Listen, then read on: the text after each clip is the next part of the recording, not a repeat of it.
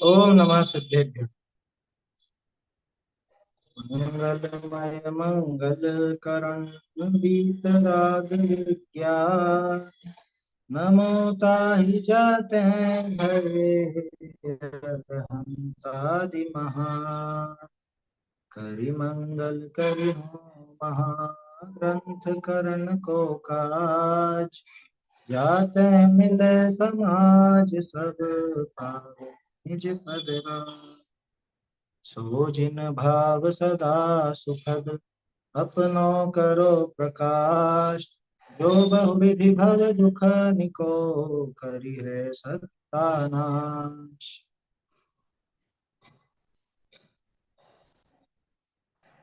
मोक्ष मार्ग प्रकाशक में तीसरा अधिकार अपना चल रहा है और इसमें जीव अपने दुख की निवृत्ति के लिए जो जो उपाय करता है उन उपायों पर चर्चा चल रही।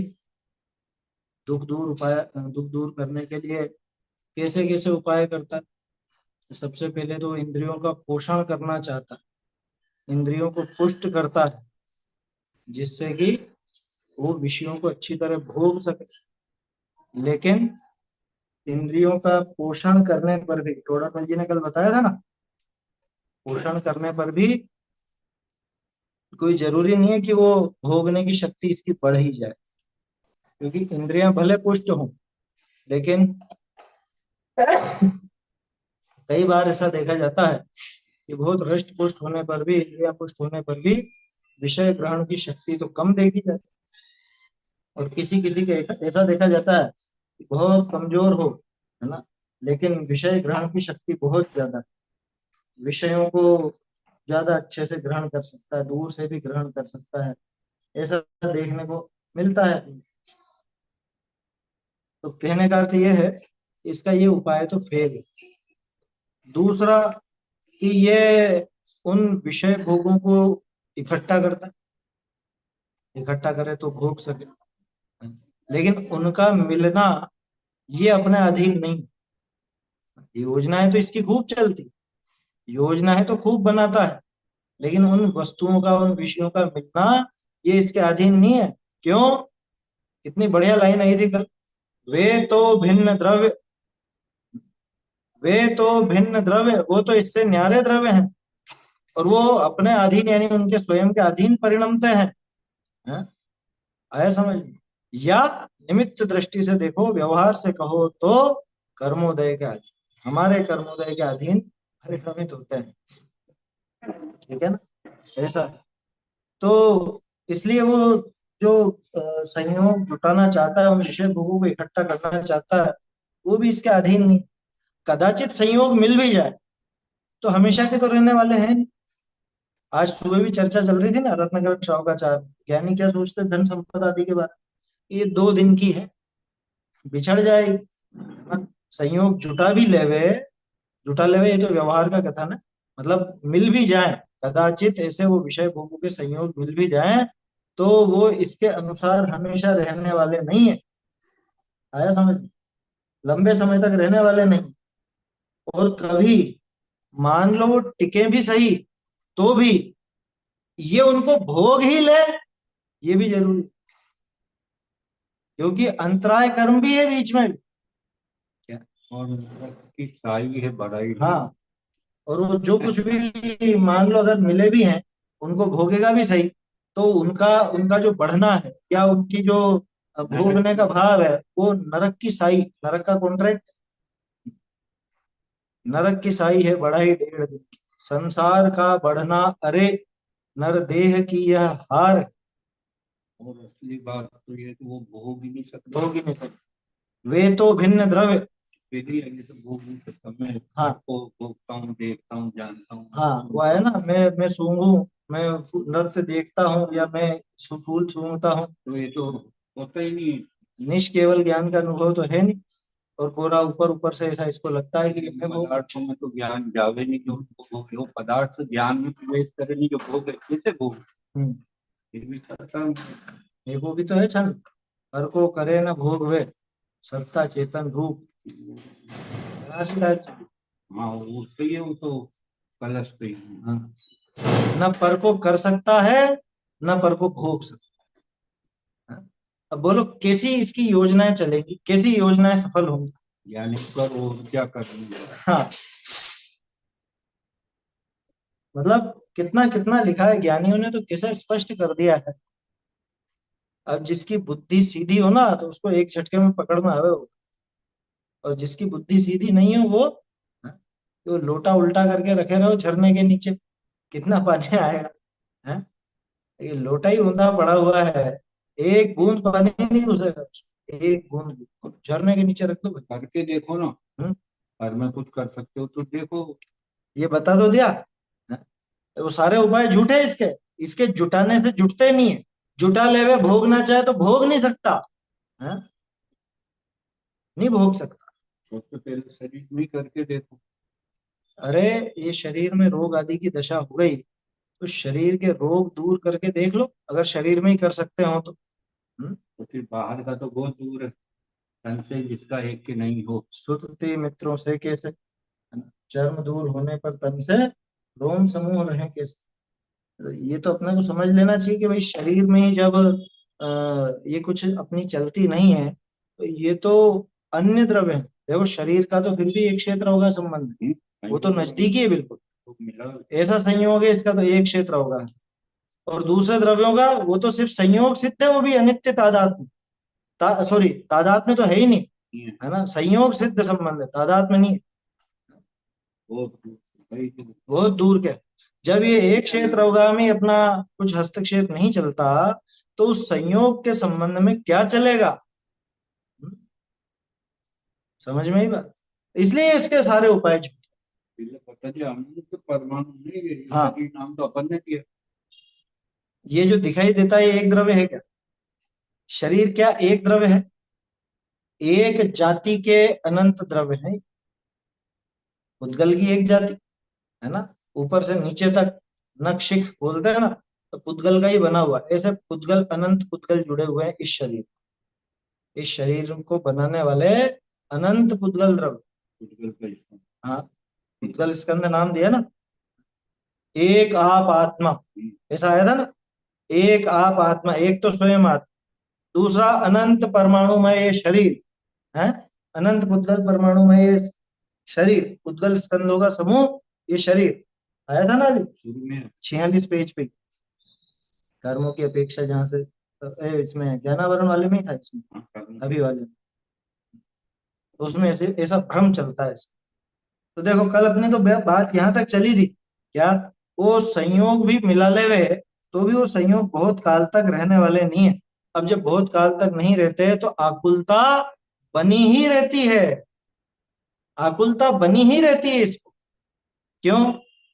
क्योंकि ये तो हमेशा भोगना चाहता, वो वस्तु हमेशा रहती है, ये निरंतर उस वस्तु को भोगना चाहता, उस वस्तु का समझ लो जो भी विषय भोग है, पांचों इंद्रियों में से किसी भी इंद्रिय का कोई भी विषय भोग हो, ये लगातार उसे भोगना चाहता। अरे इसका बस चले, आया तो था, सबको देखना जानना चाहता, इच्छा तो सर्व को जानने देखनी, लेकिन सामर्थ्य इतनी है नहीं, वस्तुओं के ऊपर इसका बस है नहीं।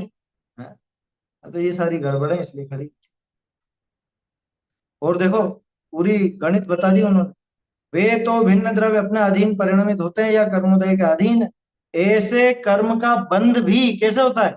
यथा योग्य शुभ भाव होने पर होता है। और इसका तो जो भोगने का भाव है तो लगातार अशुभ भाव है, वो शुभ भाव होने पर होता है, और बाद में उसका उदय आता है, ऐसा प्रत्यक्ष देखते हैं। अनेक उपाय करने पर भी कर्म के निमित्त बिना सामग्री नहीं मिलती।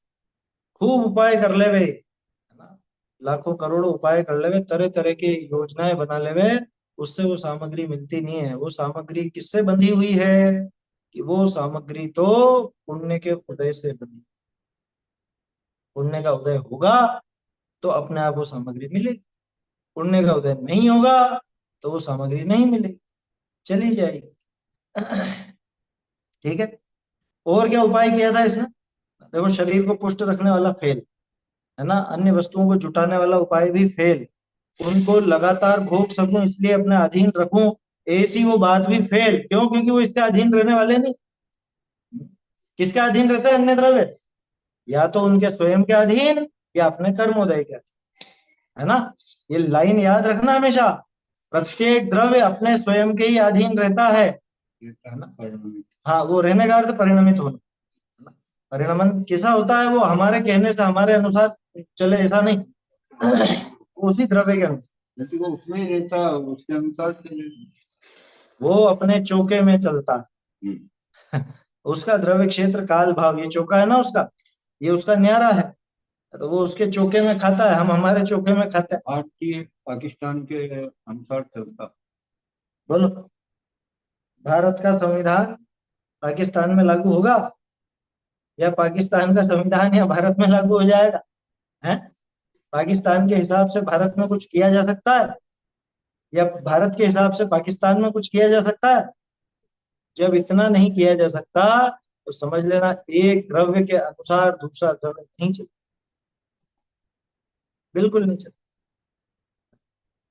दो अलग अलग द्रव्य हैं, तो उनकी सत्ता भी न्यारी, उनका परिणमन भी न्यारा, ये सब चीजें न्यारी न्यारी चलती, बिल्कुल न्यारी, ऐसा समझना चाहिए। यहां तक हो गया था अपना, इसके आगे का अपने को देखना था। पढ़ तो लिया था वैसे अपन ने। देखो, बहुरी, अगला उपाय क्या था उसका? एक विषय को छोड़ी अन्य का ग्रहण करे, ऐसे हापटा मारे। आया था ना, हापटा मारता है, झपट्टे मारता है, एक विषय को छोड़कर दूसरे पे, दूसरे को छोड़कर तीसरे पे, तीसरे को छोड़कर चौथे पे, जैसे टीवी का चैनल बदलता है उस तरह से विषय सामग्री बदलती है। अब खा लिया पी लिया, अब सो जाओ, सो लिए अब उठ के कुछ काम कर लो, कुछ काम कर लिया अब आराम कर लो, आराम कर लिया कुछ खा लो, ये इसका चलता ही रहता है क्रम। थोड़ा मनोरंजन कर लो, ऐसा कर लो वैसा कर लो, गप्पे लड़ा लो, हैं, दिन भर का रूटीन बना लेता है ना ये। तो एक इच्छा दबती है, दूसरी इच्छा खड़ी हो जाती है, तो एक विषय को छोड़ के अन्य का ग्रहण करता है, ऐसे हापट्टा मारे है, सो कहा सिद्धि होए। क्या सिद्धि होती है उससे? हाँ? ऐसे झपट्टे मारने से क्या सिद्धि होगी? जैसे कि, क्यों साहब सिद्धि क्यों नहीं होगी, मिलेगा तो सही ना उसको, क्या कह रहे हैं? जैसे मन की भूख वाले को कण मिला, तो कहा भूख मिटे है, तो क्या उसकी भूख मिट जाती है? मन की भूख वाले को कण मिला, ये पुरानी कहावत होगी जरूर। मन समझते हैं? 40 शेर का एक मन होता, 40 शेर, किलो का नहीं, किलो से थोड़ा कम होता है शेर, है ना। तो वो लगभग लगभग 39 साढ़े 39 किलो होता है। अच्छा, 37.5 किलो, लगभग लगभग 37.5 किलो के आसपास का एक मन होता है, लगभग लगभग। हाँ, वो शेर है, जो शेर कोई अपने आगे ही थोड़े ना था, शेर अमेरिका में भी चलता था। हाँ, दो सिस्टम चलते हैं ना गणना के, एक इंपीरियल और एक ये मैट्रिक, तो जिसमें 1, 10, 20, मतलब 10 वाला जो चले, 10, 100, 1000, ये मैट्रिक है, ये अंग्रेजों की देन है ना। अमेरिका वाले और भारतीय ये शेर वगैरह ऐसे चलाते थे, मील, मील शेर फुट, ये सब चीजें इंपीरियल में जाती, और मैट्रिक में वो सेंटीमीटर मिलीमीटर, वो 10, 100, 1000, मतलब सीधी गणित वाला जो है ना, वो उसमें लगता है। जिसमें थोड़े दांव पेज हो वैसी गणित इंपीरियल में जाती। खैर, वो अपना विषय नहीं। मन की भूख, बात तो इससे चली, एक मन की भूख, 40 शेर का एक मन है, एक मन की भूख हो, माने इतना खाता हो, किसकी होती है इतनी भूख? अरे हाथी समझ लो, हाथी, हाथी मनों से खाता है, क्विंटलों से खाता है। तो मन की भूख वाले को एक कण मिले, हाथी के मुंह में एक और, जैसे वो कहावत है, ऊंट के मुंह में जीरा, क्या, ऊंट के मुंह में जीरा, क्या कितनी भूख मिटेगी उसकी? है, अरे भोग भूमि का होता ना, तो फिर भी सोचते कि हाँ शायद भूख मिटी हो, क्या? आया समझ में? लेकिन यहाँ तो मन की भूख है, वहां भूख ही नहीं रहती इतनी भोग भूमि में। आया समझ में?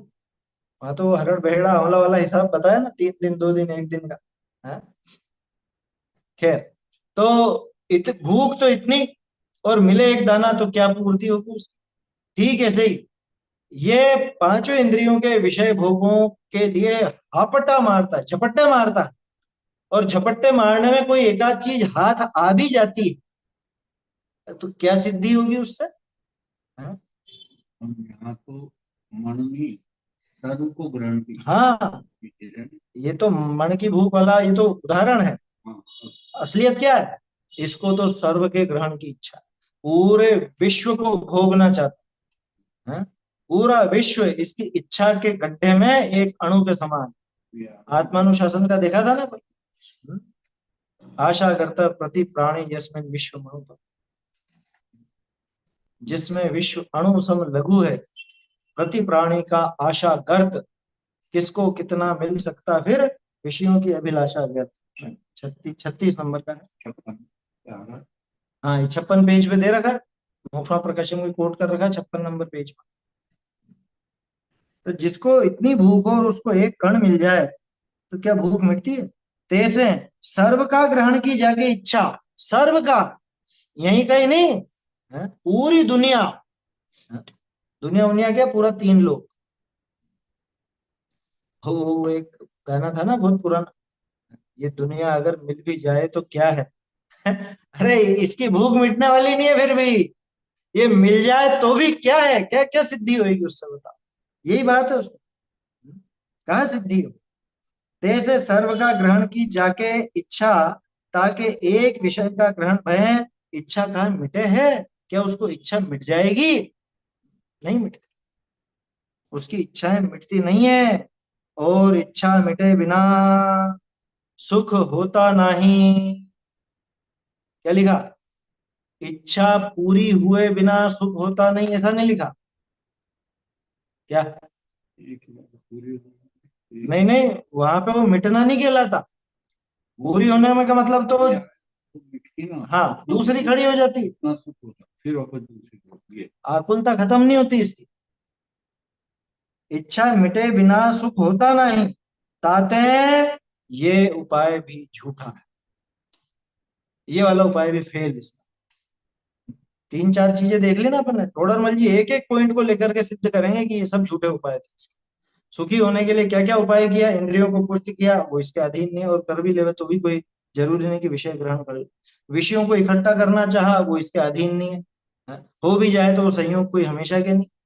ग्रहण कर भी ले तो भोग सके जरूरी नहीं, निरंतर भोगना चाहता और बदल बदल के भोगना चाहता, तो बदल बदल के भोगने में हापट्टा मारता है, लेकिन उससे भी क्या सिद्धि हो? मार ले, मैं खूब झपट्टे मार ले, इसकी इच्छा तो पूर्ति हो, इच्छा की पूर्ति तो होने वाली नहीं है, क्योंकि ये समग्र विश्व को भोगना चाहता, एक भी चीज छोड़ना नहीं चाहता।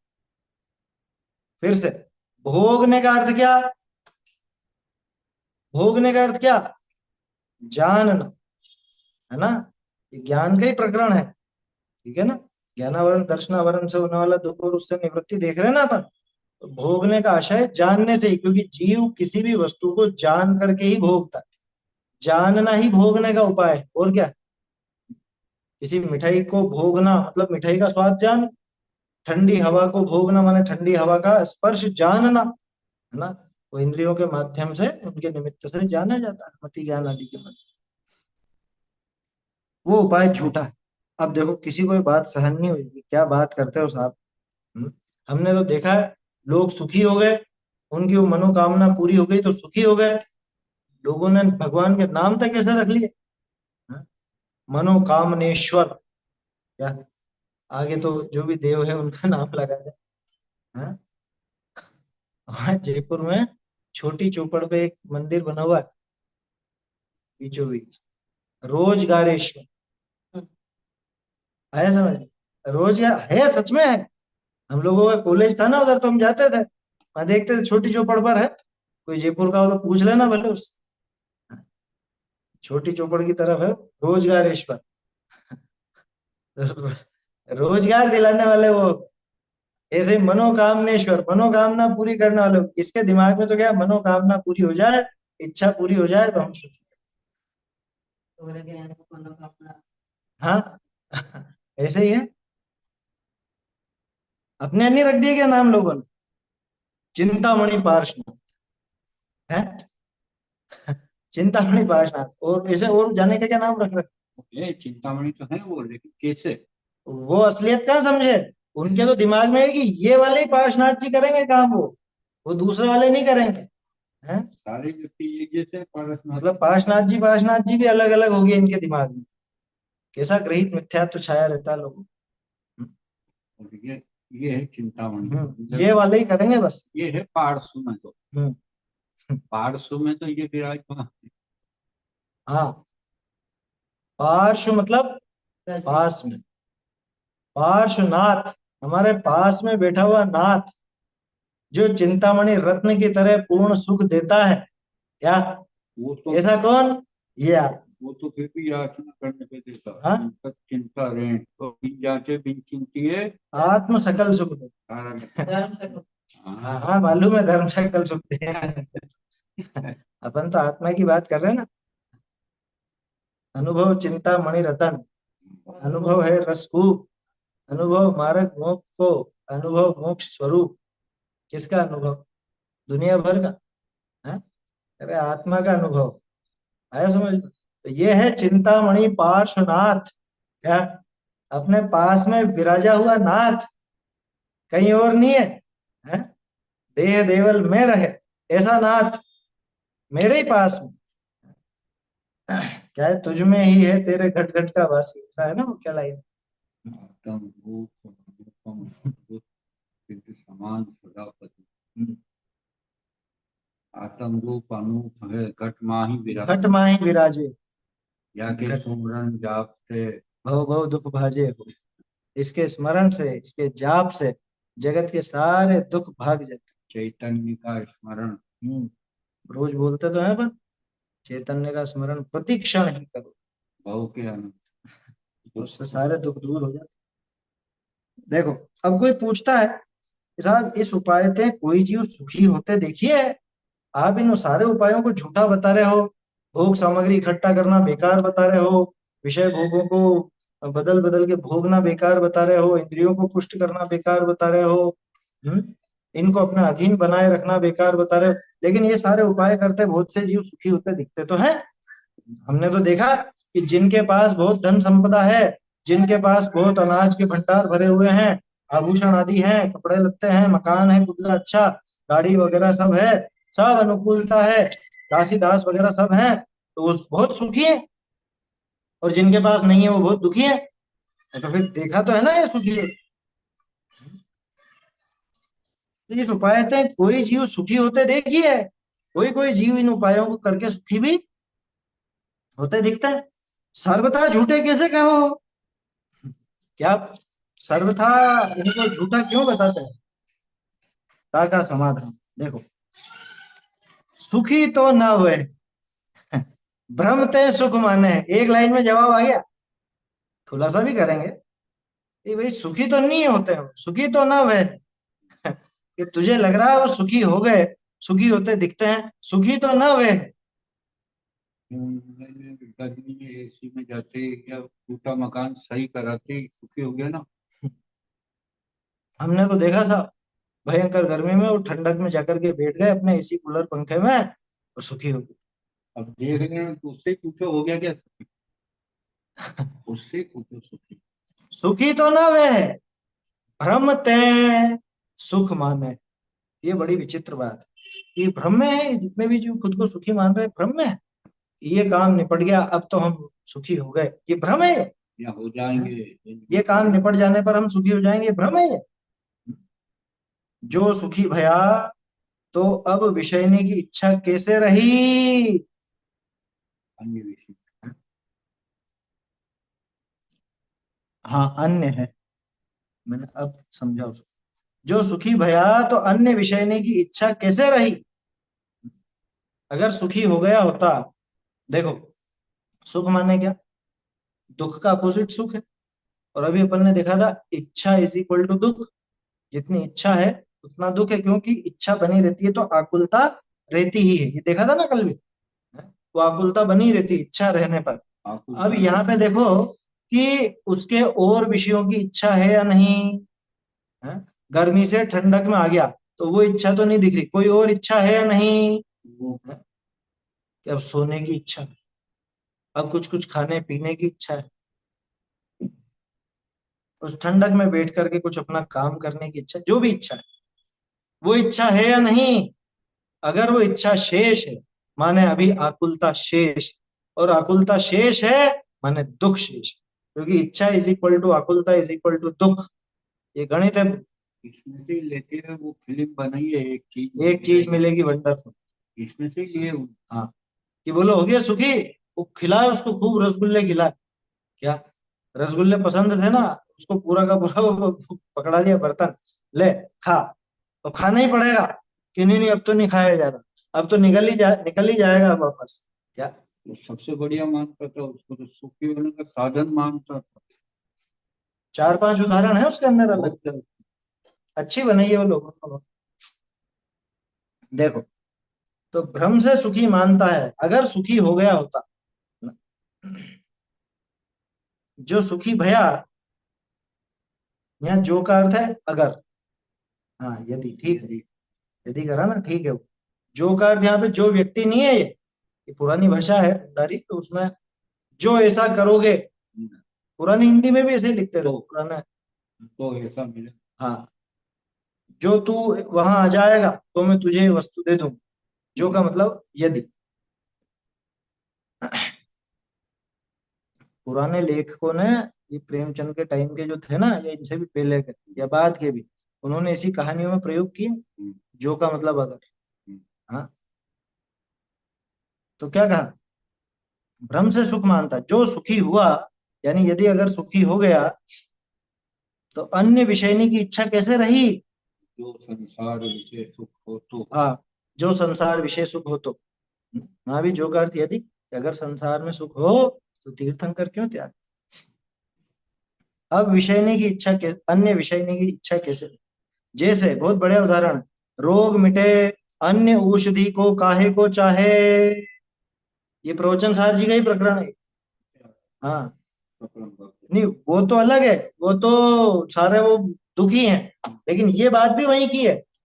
हाँ, वो क्यों अंजन से अंजेगा अपनी आंख को, अगर उसके कोई आंखों में कोई शूल नहीं होगा तो, हाँ, कोई बीमारी नहीं होगी तो।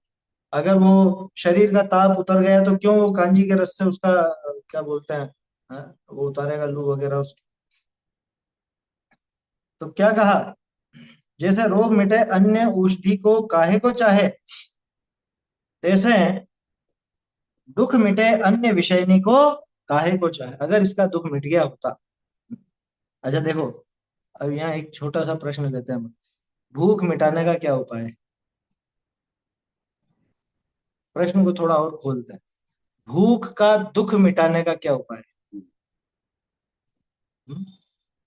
खाना खा लो, है ना, यही उपाय है। तो मुझे ये बताओ, अभी तो सब खा चुके हैं ना, अब कल तो नहीं खाओगे? कल खाओगे कि नहीं खाओगे? और सुबह खाया था तो शाम को खाया कि नहीं खाया? तो सुबह खाया, फिर शाम को खाया, और बहुत से नालायक लोग तो भी रात को खाते हैं, हैं? अपने स्वाध्यायी जो लोग होते हैं वो तो एकाएक नहीं खाते, कोई नहीं खाता रात, है ना। स्वाध्यायी जन जिनको जमता है, स्वाध्याय अच्छी लगती है, वो रात्रि भोजन नहीं करते किसी भी तरह का। आया समझ में?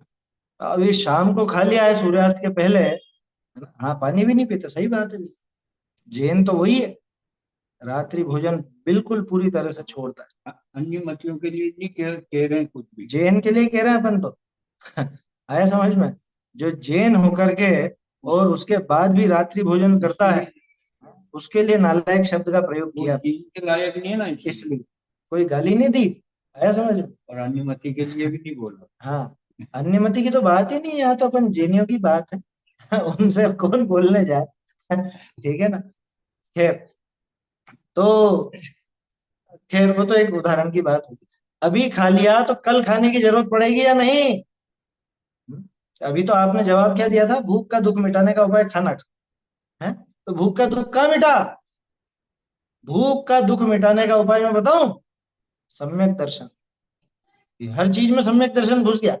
हाँ, सम्यक दर्शन ही है उसका उपाय। क्यों? कि सम्यक दर्शन से क्या होगा, कि आगे चल के वो जीव मोक्ष प्राप्त करेगा, है ना। तत्काल भूख नहीं मिटेगी सम्यक दर्शन से, समय लगेगा, दवाई असर करती है ना धीरे धीरे। ऐसे इसका भी असर हो। तो सम्यक दर्शन के साथ ही फिर मोक्ष मार्ग प्रारंभ हुआ है, वो मोक्ष तक की इसकी यात्रा हो जाएगी, और फिर इसकी भूख हमेशा के लिए मिट जाएगी, तो भूख का दुख भी मिट जाएगा। और नहीं तो अब तक अगणित जड़ द्रव्यों से, हैं, प्रभु भूख न मेरी शांत हुई, तृष्णा की खाई खूब भरी, पर रिक्त रही वह रिक्त रही। यही होता रहा ना। इसलिए ये समझ लेना, ये अपन ने प्रश्न क्यों लिया ऐसा, ये प्रश्न इसलिए लिया कि भाई विषय ग्रहण कर लेने से वो इच्छा समाप्त हो जावे, ऐसा नहीं। इच्छा का मिटना ही दुख के मिटने का उपाय है, और इच्छा का मिटना तो वितरागता के साथ होता है। जैसे रोग मिटे अन्य औषधि को काहे को चाहे, तैसे दुख मिटे अन्य विषयनी को काहे को चाहे। कहते हैं विषय का ग्रहण करी, इच्छा थम जाए तो हम सुख मान। एक उदाहरण ऐसा बताओ कि मैंने ये विषय ग्रहण किया, अब इसकी इच्छा मिट ही गई, या किसी अन्य विषय की इच्छा भी मिट गई। एक उदाहरण दे दो। जगत प्रसिद्ध बात है, कहते हैं ना, बच्चे भी कहते हैं या कोई भी कहता है, पत्नियां भी कहती हैं पतियों से, बस एक बार आखिरी ये चीज दिला दो, इसके बाद कुछ नहीं मांगे, एक बार ये दिला दो, इसके बाद कुछ नहीं मांगे, हैं? बोलो होता है आखिरी होता है कभी? ये आखिरी कभी नहीं होता। आया समझ? क्यों? क्योंकि इसकी इच्छा कभी मिटती नहीं। मुझे खुद को ध्यान है, कोई भी मतलब, जैसे अब जब पढ़ते थे उस टाइम पहली गाड़ी खरीदी, क्या आया समझ में? तो उस टाइम में सोचा कि इसको जिंदगी भर रखेंगे अपन, लेके कितने समय, अरे पुरानी हो गई, दूसरी लो, क्या अब नई गाड़ी ले। मोबाइल कितना बदल लिया अब तक, है? और लेते हो तब क्या सोचते हो, बस ये लास्ट है, अब इसके बाद लेने की जरूरत नहीं। लेकिन फिर साल, 2 साल, 3 साल, 4 साल, और कितना खींचोगे उसको। अब तो दूसरा, अब दूसरा चाहिए। होता है ना ये, जितने भी लोग मकान बनवाते हैं ना, या निर्माण कार्य करवाते हैं, वो यही सोच के कराते हैं कि बस हो गया, आप जिंदगी भर कुछ नहीं कर रहा। लेकिन हर 5-10 साल के अंदर अंदर आपको घर पर कुछ ना कुछ करवाना पड़ता ही है, आवश्यकता अनुसार या जैसा जो भी है, वो होता ही है। तो इसका अर्थ क्या है? वो भी तो दूसरा हाँ, वो नहीं कराएगा, दूसरा कराएगा, दूसरा कुछ भी काम कराएगा। मकान का नहीं करा। हाँ, तो कहने का अर्थ यह है कि विषयों का ग्रहण करने पर इच्छा कभी थमती नहीं है। अगर विषय ग्रहण करने पर इच्छाएं थम जाए माने रुक जाए, समाप्त हो जाए, वो इच्छाएं पैदा नहीं हो, तो हम ये माने कि हाँ, ये इसका उपाय सच्चा था। क्योंकि प्रश्नकार ने क्या किया, क्या कह रहा है वो? कि भाई हमने तो देखा है जीवों को सुखी होते हुए इन उपायों से, आप झूठा किसे कहते हैं? यहाँ कह रहे हैं कि झूठा नहीं, बिल्कुल सच कहते हैं हम, इन उपायों से कभी जीव सुखी होता ही नहीं। ऐसे उपाय करके अगर जीव सुखी हो गया होता, तो ये बताओ इसकी इच्छाएं कैसे थी? इच्छाएं मिट जानी चाहिए। इच्छाएं माने आकुलता, आकुलता माने दुख, तो इसलिए ये अभी दुखी है ना, ये पक्का मानना, दुख मिटा नहीं है इसका।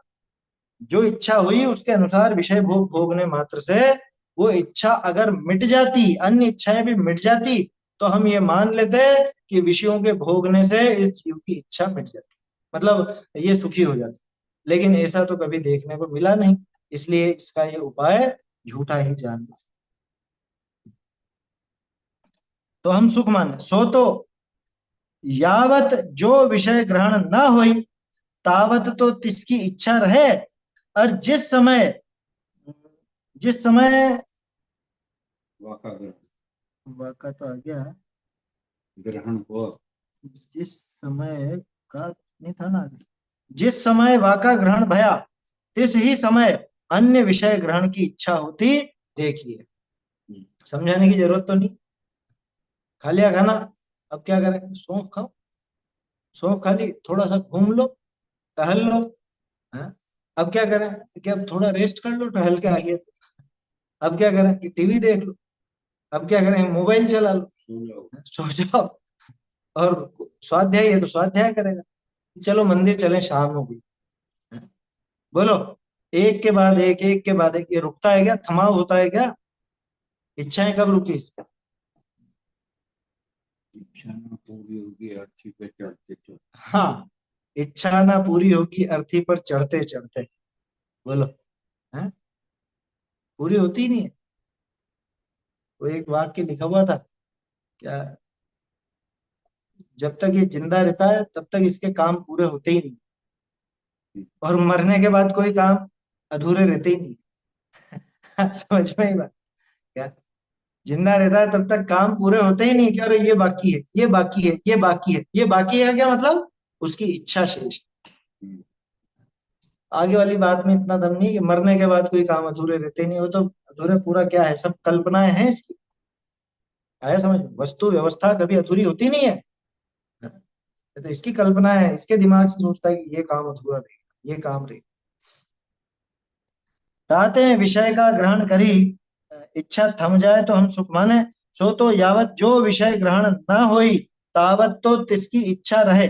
और जिस समय वाका ग्रहण भया, तिस ही समय अन्य विषय ग्रहण की इच्छा होती देखिए है।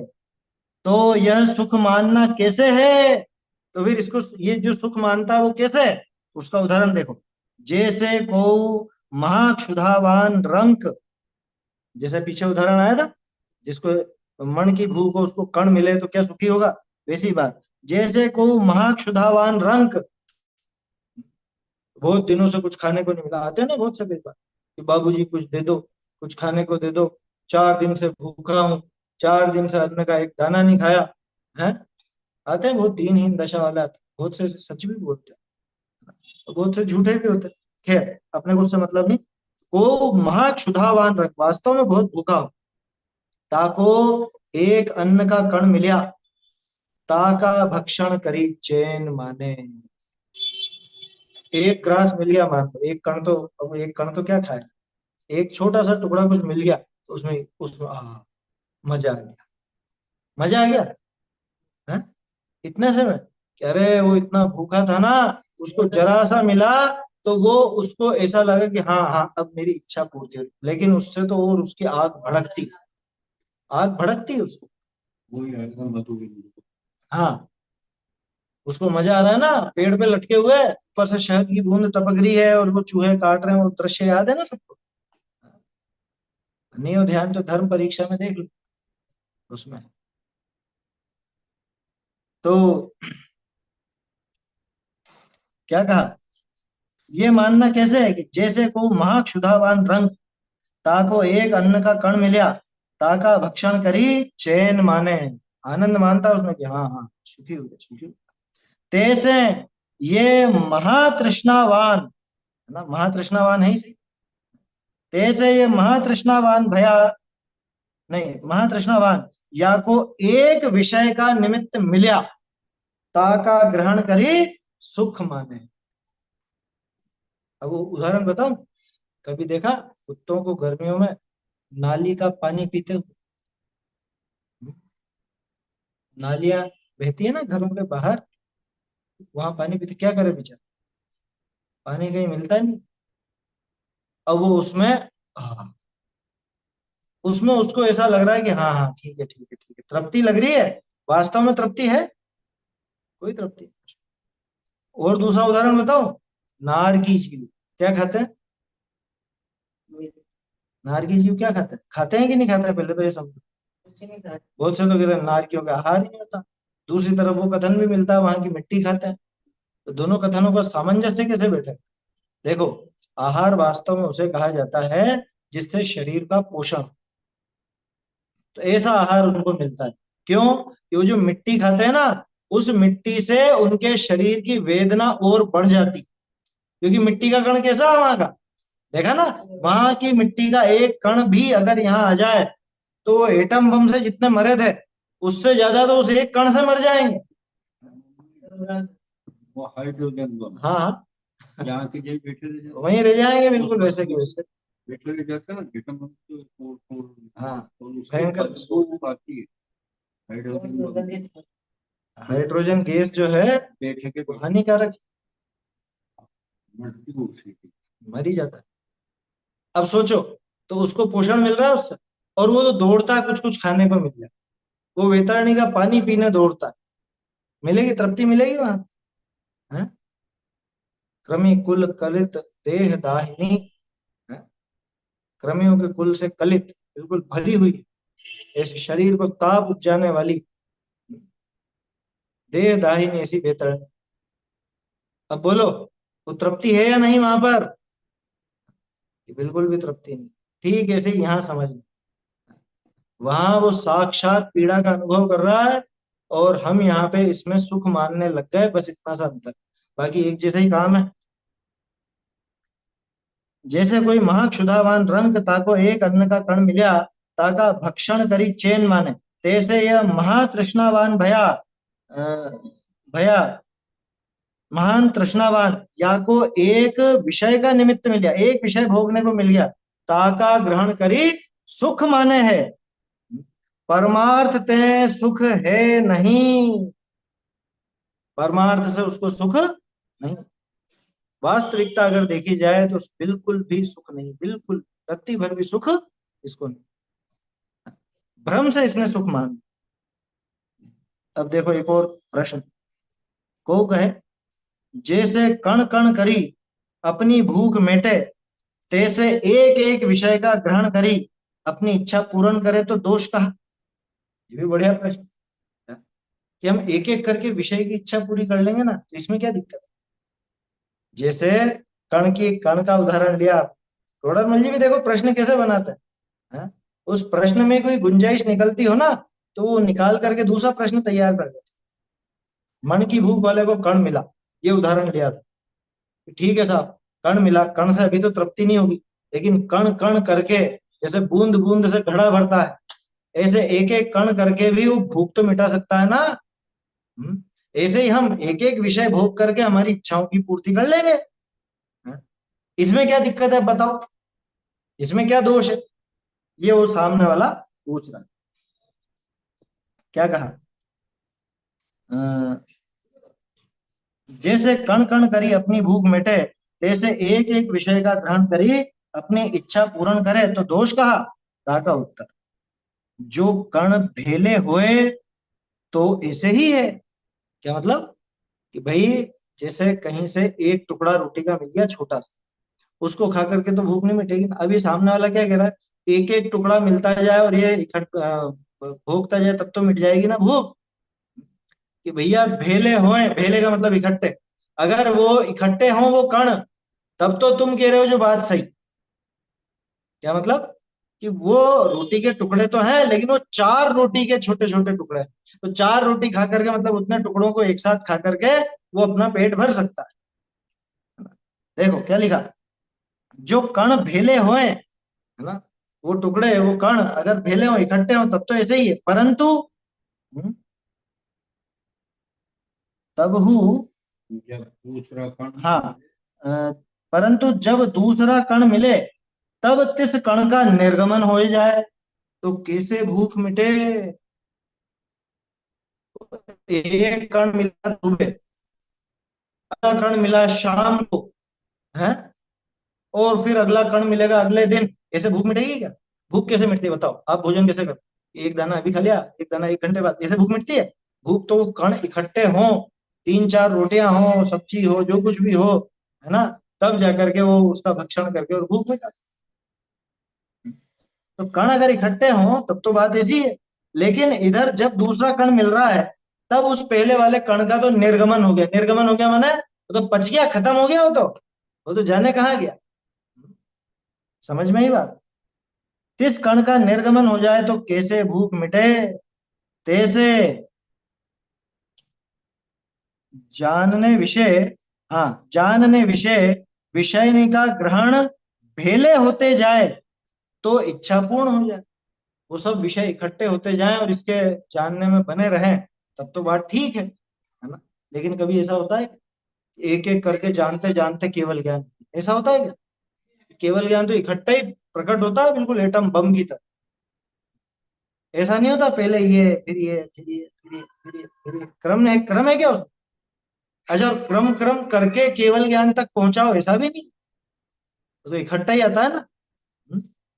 तो उसी तरह से जानने में विषयों का ग्रहण भेले होते जाए, अगर वो जो विषय ग्रहण किए थे उन विषयों का ग्रहण सब इकट्ठा हो जाए तब तो इच्छा पूर्ण हो जाए, परंतु जब दूसरा विषय ग्रहण करे तब पूर्व विषय ग्रहण की ग्रहण किया था, ताका जानना रहता नहीं, तो कैसे इच्छा पूर्ण हुई। जब नया विषय जानने लगे तब पिछले विषय का तो ग्रहण रहा ही नहीं। पिछला विषय तो निकल गया, जानने से ही निकल गया, भोग से ही निकल गया इसका, तो अब उसका ग्रहण कैसे हो बताओ, उसका ग्रहण बचा ही नहीं। अरे शाम को जो भोजन करते हैं, सुबह के भोजन की याद आती है? सुबह के भोजन का स्वाद शाम के भोजन में आता है? नहीं आता। अरे वो सुबह बहुत अच्छी चीज बनी थी, और फिर से बनाना, कि फिर से क्यों बनाना, खा तो लिया तूने कि नहीं। अब वो चीज निकल गई ना, अब तो वो तो निकल गया अनुभव से। अब स्मरण भी फीका पड़ गया। अब थोड़े ना स्वाद आ रहा है उसका। बोलो।